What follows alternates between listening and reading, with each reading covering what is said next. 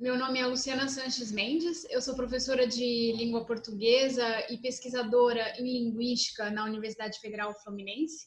Eu fui contactada pelo pessoal do Será que a Ciência Responde com a seguinte pergunta: por que as crianças aprendem idiomas com mais facilidade do que os adultos? Essa pergunta é muito boa e ela provavelmente pode estar baseada numa experiência de algum adulto bastante frustrado, tentando aprender uma língua estrangeira, como por exemplo o espanhol, e observando crianças que estão no contexto hispanohablante, como por exemplo uma criança argentina, dando um banho de proficiência nesse adulto que está tentando aprender essa língua. A gente vai pensar primeiro nos fatos e depois de como a ciência da linguística explica esses fatos. O primeiro fato observado é que as crianças realmente aprendem mais rápido, e isso faz parte da sua pergunta. As crianças aprendem mais rápido do que os adultos. Esse fato, ele mostra, então, que existe uma janela temporal para a questão da linguagem. Nessa janela, a gente aprende, quando a gente é muito pequeno, a gente adquire uma língua de uma forma bastante espontânea e sem instrução formal.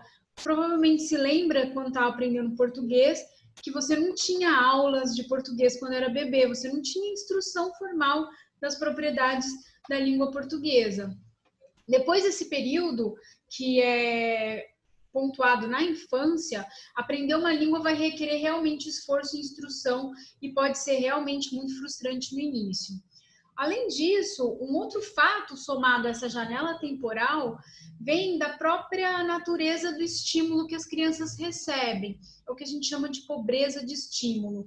Veja que, além de não ter instrução formal, os estímulos linguísticos que as crianças recebem são muitas vezes fragmentados. Isso não influi no atraso da aquisição da sua língua. Há culturas, inclusive, em que os adultos nem conversam com as crianças. E as crianças têm, então, um estímulo bastante recortado e fragmentado de outros adultos conversando.